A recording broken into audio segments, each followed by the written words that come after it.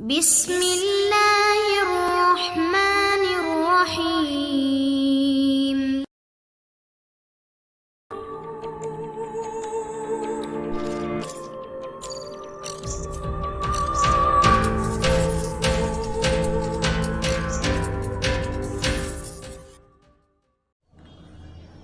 السلام علیکم دوستو، Imran series novel black face by Mazhar Kaleem M A. اگر آپ نے ابھی تک ہمارے چینل جاسوسی دنیا کو سبسکرائب نہیں کیا تو سبسکرائب کریں اور بیل آئیکن پر کلک کیجیے۔ عمران اپنے کمرے میں چوہان اور نعمانی سے گپ شپ میں مصروف تھا کہ اچانک کمرے کا دروازہ کھلا اور وہ تینوں چونک پڑے۔ کمرے میں جوزف اور جوانا داخل ہو رہے تھے۔ تمہارا چہرہ بتا رہا ہے کہ تم کامیاب لوٹے ہو، عمران نے جوزف کی طرف دیکھتے ہوئے مسکرا کر کہا۔ یس باس، یہ لیجئے ٹرانسمیٹر، اس میں کال ٹیپ شدہ موجود ہے، آپ خود ہی سن لیجئے، جوزف نے جواب دیا اور ساتھ ہی اس نے جیب سے ایک ٹرانسمیٹر نکال کر عمران کی طرف بڑھا دیا۔ یہ وہی ٹرانسمیٹر تھا جو ٹونی نے فائل دینے سے قبل عمران کو دیا تھا۔ پہلے تفصیل بتاؤ، کیا ہوا اور کیسے ہوا؟ عمران نے ٹرانسمیٹر لے کر انہیں بیٹھنے کا اشارہ کرتے ہوئے کہا۔ باس، میں اور جوانا پروگرام کے مطابق ہال میں موجود تھے۔ آپ کے مقرر کردہ آدمی نے آ کر مجھے کوڈ میں اطلاع دی کہ آپ سے ملنے والا آدمی عقبی طرف کمرے میں موجود ہے اور اس کی حرکتیں پراسرار ہیں۔ چنانچہ میں اور جوانا وہاں گئے تو وہ آدمی جس نے اپنا نام ٹونی بتایا ہے، اینتھونی سے ٹرانسمیٹر پر بات کر رہا تھا۔ گفتگو کے اختتام پر میں نے اس سے بات چیت کی تفصیل پوچھی تو اس نے انکار کر دیا، لیکن معمولی سے تشدد کے بعد اس نے بتایا کہ کال اس ٹرانسمیٹر میں ٹیپ شدہ ہے۔ چنانچہ میں اسے ختم کر کے ٹرانسمیٹر لے کر یہاں آ گیا ہوں، جوزف نے بڑے سادہ سے لہجے میں رپورٹ دیتے ہوئے کہا۔ ہاں، عمران نے کہا اور ٹرانسمیٹر کے عقبی حصے میں ایک جگہ کو دبایا تو ٹرانسمیٹر کا اوپر کا حصہ کسی ڈھکن کی طرح کھل گیا۔ اندر باقاعدہ چند بٹن موجود تھے۔ عمران نے یکے بعد دیگرے بٹن پریس کیے تو اس میں سے ایک آواز نکلنے لگی۔ Hello hello, Tony calling, over, ایک آواز سنائی دی۔ یس، اینتھونی اٹینڈنگ یو، اوور، ایک دوسری آواز سنائی دی، اور پھر ان دونوں کے درمیان گفتگو ہوتی رہی اور عمران کے لبوں پر مسکراہٹ تیرنے لگی۔ جب گفتگو ختم ہو گئی تو عمران نے ٹیپ الگ کر کے اس کا ڈھکن بند کر دیا۔ اب وہ پہلے کی طرح ٹرانسمیٹر تھا۔ گڈ شو، جلدی کرو، ہم نے اس اینتھونی کو پکڑنا ہے، چلو، عمران نے کہا اور ٹرانسمیٹر جیب میں ڈال کر وہ اٹھ کھڑا ہوا۔ اس کے ساتھ ہی چوہان اور نعمانی بھی اٹھ کھڑے ہوئے۔ باہر ان کے آدمی موجود ہیں، اس لیے ہم نے عقبی راستے سے باہر جانا ہے، عمران نے کہا اور سب نے اس بات میں سر ہلا دیے۔ اور پھر تھوڑی دیر بعد وہ ایک بڑی سی جیپ میں سوار تیزی سے دوبارہ اس جنگل کی طرف بڑھے چلے جا رہے تھے جہاں سے ماگورا جنگل کی سرحد شروع ہوتی تھی۔ ڈرائیونگ سیٹ پر جوزف تھا جبکہ سائیڈ سیٹ پر عمران بیٹھا ہوا تھا۔ عقبی سیٹوں پر جوانا، چوہان اور نعمانی موجود تھے۔ عمران صاحب، یہ سب کیا ہوا ہے؟ آپ نے ہمیں تو کسی بات کی ہوا بھی لگنے نہیں دی اور جوزف سے سارا کام کرا لیا، چوہان نے کہا۔ میں نے سوچا کہ افریقہ کی ہوا گرم ہوتی ہے اور ہمارے ملک میں مائیں اپنے بچوں کو یہ دعا دیتی ہیں کہ اللہ تعالیٰ تمہیں گرم ہوا سے بچائے، جبکہ جوزف کو دعا اس سے الٹ دی جاتی ہوگی کہ اللہ تمہیں ٹھنڈی ہوا سے بچائے۔ چنانچہ میں نے تمہیں گرم ہوا سے اور جوزف اور جوانا کو ٹھنڈی ہوا سے بچانے کی کوشش کی ہے۔ عمران نے جواب دیا تو سب بے اختیار ہنس پڑے۔ کیا ہوا؟ کیا ہے؟ کیا آپ کو پہلے سے یہ معلوم تھا کہ ایسی سازش ہوگی؟ چوہان نے کہا۔ معلوم نہیں تھا لیکن اندازہ تھا، کیونکہ اینتھونی بہرحال ذہین آدمی ہے اور ذہین آدمی کی یہ نفسیات ہوتی ہے کہ وہ یہ سمجھتا ہے کہ وہ سب سے زیادہ ذہین ہے اور اس کی ذہانت ایک ایسا جال ہے جس سے کوئی بچ کر نہیں جا سکتا۔ اس لیے اینتھونی جیسا ذہین آدمی یہ کیسے برداشت کر سکتا تھا کہ ہم اس کی ذہانت کے جال سے بچ کر بخیر و عافیت واپس چلے جائیں؟ اور پھر ٹونی نے جس انداز میں ٹرانسمیٹر مجھے دے کر میری لارڈ سے بات کرائی تھی، اس سے میں سمجھ گیا تھا کہ ذہانت کا کھیل شروع ہو گیا ہے۔ اینتھونی نے میری اور لارڈ کے درمیان ہونے والی گفتگو کو ریکارڈ کرنا تھا، ورنہ لارڈ مجھ سے فون پر بھی بات کر سکتا تھا۔ باہر اینتھونی کے آدمی نگرانی پر موجود تھے اور میں نہیں چاہتا تھا کہ اینتھونی جیسے ذہین آدمی کو یہ رپورٹ ملے کہ ہم پراسرار سرگرمیوں میں مصروف ہیں۔ اس لیے میں نے جوزف کو یہاں آتے ہی ہدایت دے دی تھی اور جوزف کی صلاحیتوں کو میں جانتا ہوں۔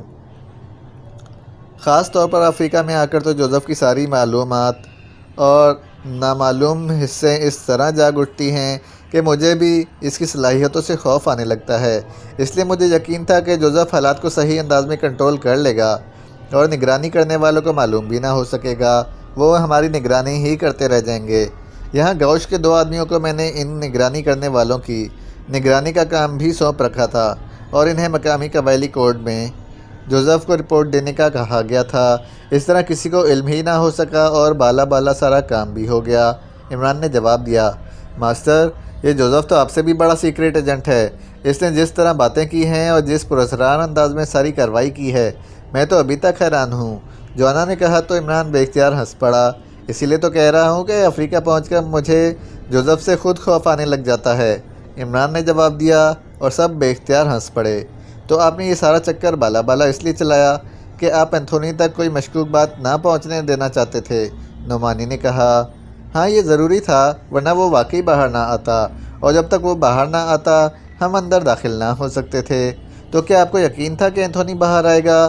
وہ اس ٹونی کے ذریعے بھی تو ساری کارروائی کرا سکتا تھا۔ ہاں، بس یہ آخری بات تھی، اور اس بات کے لیے میں نے جوزف کی ڈیوٹی لگائی تھی، ورنہ واقعی ہمیں واپس جانا پڑتا اور پھر لیبارٹری اور اس ہیڈ کوارٹر کو نئے سرے سے ٹریس کرنا پڑتا، عمران نے کہا، اور چوہان اور نعمانی نے اس بات میں سر ہلا دیے۔ تھوڑی دیر بعد جیپ اس جگہ پہنچ گئی جہاں حکومت گانے کی طرف سے خطرے کے بورڈ نصب تھے۔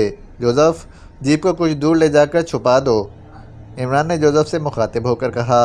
یس باس، جوزف نے کہا، اور عمران باقی ساتھیوں کو نیچے آنے کا اشارہ کر کے جیپ سے نیچے اتر آیا۔ جوزف جیپ کو موڑ کر ایک سائڈ پر لے گیا۔ کیا وہ اینتھونی ادھر سے ہی آئے گا؟ چوہان نے کہا۔ ہاں، ماگورا سے ادھر ہی ایک ہی راستہ آتا ہے۔ اب سنو، ہم نے اسے بے ہوش کرنا ہے۔ میرے پاس بے ہوش کر دینے والی گن موجود ہے، لیکن اگر اسے چلتی جیپ پر بے ہوش کیا گیا تو یہاں جنگل میں جیپ کسی درخت سے ٹکرا بھی سکتی ہے، اس طرح وہ ہلاک بھی ہو سکتا ہے۔ اس لیے تم سب سائڈوں میں بکھر جاؤ، جب جیپ جس طرف سے بھی نمودار ہو اس کے ٹائر کو برسٹ کر دینا، عمران نے کہا، اور سب نے اس بات میں سر ہلا دیے۔ تھوڑی دیر بعد جوزف بھی واپس آ گیا اور عمران نے اسے بھی ہدایات دے دیں۔ وہ سب بکھر گئے، درختوں اور جھاڑیوں کی اوٹ میں ہو گئے۔ اچانک عمران کی جیب میں موجود ٹرانسمیٹر سے کال آنا شروع ہو گئی تو عمران بے اختیار مسکرا دیا۔ اس نے جیب سے ٹرانسمیٹر نکالا اور اس کا بٹن آن کر دیا۔ Hello, Anthony calling, over.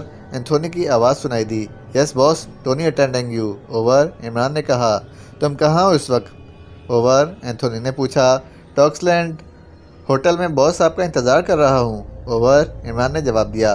Imran اور اس کے ساتھی کہاں ہیں؟ عمران اپنے 2 ساتھیوں سمیت کمرے میں ہے، جبکہ اس کے 2 ساتھی گوش کے ساتھ بساک گئے ہیں۔ میں نے آپ کو پہلے رپورٹ دی تھی، اوور، عمران نے جواب دیا۔ اس کے جو 2 نیگرو ساتھی تھے وہ کہاں ہیں، اوور، اینتھونی نے پوچھا۔ وہ تو شروع سے ہی اپنے کمرے میں تھے، پھر وہ ہال میں بیٹھے رہے اور پھر واپس اپنے کمروں میں چلے گئے ہیں، اوور، عمران نے جواب دیا۔ اوکے، ٹھیک ہے، میں آ رہا ہوں، تم مجھے کرماٹی موڑ پر ملو، اوور، اینتھونی نے کہا۔ کرماٹی موڑ؟ وہ کہاں ہے باس، اوور، عمران نے جان بوجھ کر حیرت بھرے لہجے میں کہا۔ ٹاکس لینڈ ہوٹل سے پہلے جو موڑ آتا ہے اسے کیا کہتے ہیں، اوور، اینتھونی نے کہا۔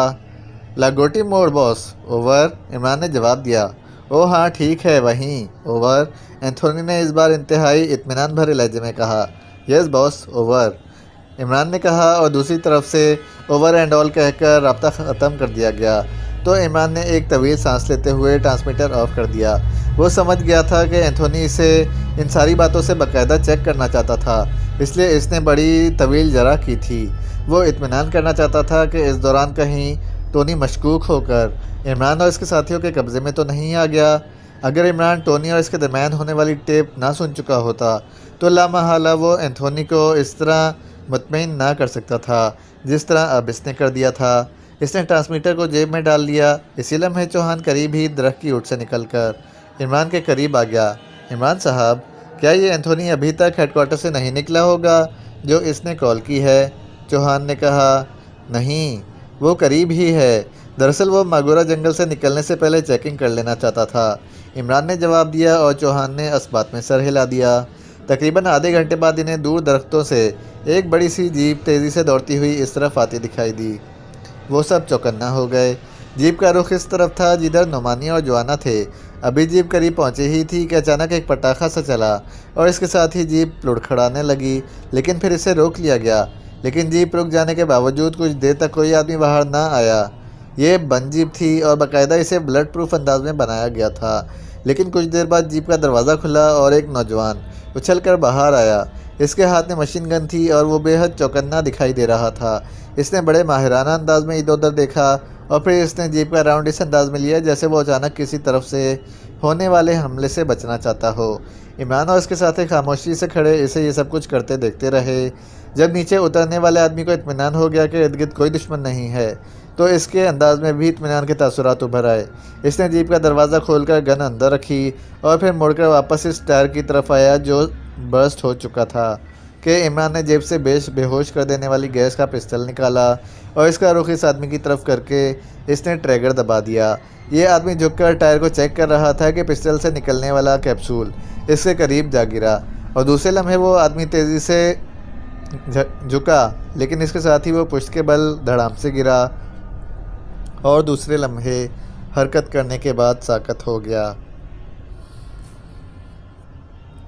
خاصا تیز آدمی ہے، آؤ، عمران نے مسکراتے ہوئے کہا اور پھر وہ درخت کی اوٹ سے نکل کر اس کی طرف بڑھ گیا۔ اس کے دوسرے ساتھی بھی ادھر ادھر سے نکل آئے۔ جوزف، تم جوانا کے ساتھ مل کر اسے سامنے درخت کے ساتھ اچھی طرح باندھ دو اور اس کی جیبوں کی تلاشی لے لینا، میں اس دوران اس کی جیپ کی تلاشی لیتا ہوں، عمران نے کہا اور جیپ کا دروازہ کھول کر وہ اندر داخل ہو گیا۔ پھر جیپ کی ڈیش بورڈ میں موجود ایک ریموٹ کنٹرول جیسا آلہ دیکھ کر اس کے چہروں پر مسکراہٹ ابھر آئی۔ اس نے وہ آلہ اٹھایا اور اسے الٹ پلٹ کر غور سے دیکھنے لگا۔ یہ ہوئی نا بات، ویری گڈ، یہ وے اوپنر ہے، عمران نے بڑبڑاتے ہوئے کہا اور اس آلے کو جیب میں ڈال کر وہ جیپ سے نیچے اتر آیا۔ جوزف اور جوانا اس بے ہوش آدمی کو درخت سے باندھ چکے تھے۔ جوزف نے اسے باندھنے کے لیے مضبوط بیلوں کو استعمال کیا تھا جو جنگل میں عام ملتی تھیں۔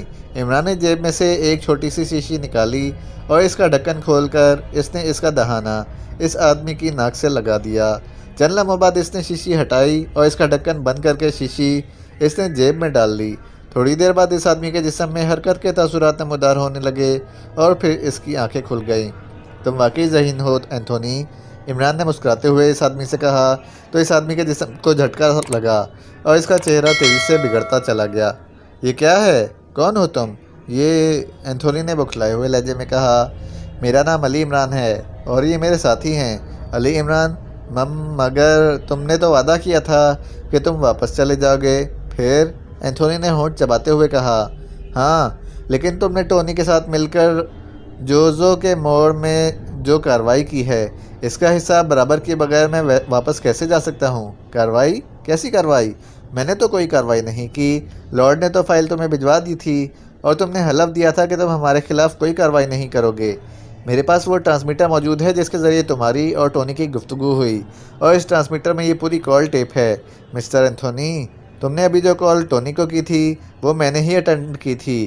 ٹونی تو عالم بالا میں فرشتوں کو اپنا حساب کتاب دینے میں مصروف ہوگا، عمران نے جواب دیا تو اینتھونی کا چہرہ یک لخت سیاہ پڑ گیا۔ نہیں، تم غلط کہہ رہے ہو، اینتھونی نے کہا۔ مسٹر اینتھونی، انتہائی ذہانت کی حدیں حماقت سے ملتی ہیں، اس لیے تو میں اپنے آپ کو عقل مند کہتے ہوئے ڈرتا ہوں، بلکہ احمد کہنا اور کہلوانا زیادہ پسند کرتا ہوں، تاکہ حماقت سے جب آگے بڑھوں تو عقل مندی کی سرحد میں داخل ہو جاؤں، جبکہ تم اپنے آپ کو عقل مند سمجھتے ہو۔ اس لیے ظاہر ہے تم جب مزید آگے بڑھو گے تو حماقت کی سرحد میں داخل ہو جاؤ گے، اور اس وقت تم اس سرحد میں داخل ہو چکے ہو۔ میں واقعی فائل لے کر واپس چلا جاتا، لیکن مجھے معلوم تھا کہ تم عقل مندی کے جام میں لازماً حماقت کی وادی میں داخل ہوگے، اس لیے مجھے چوکنا رہنا پڑا۔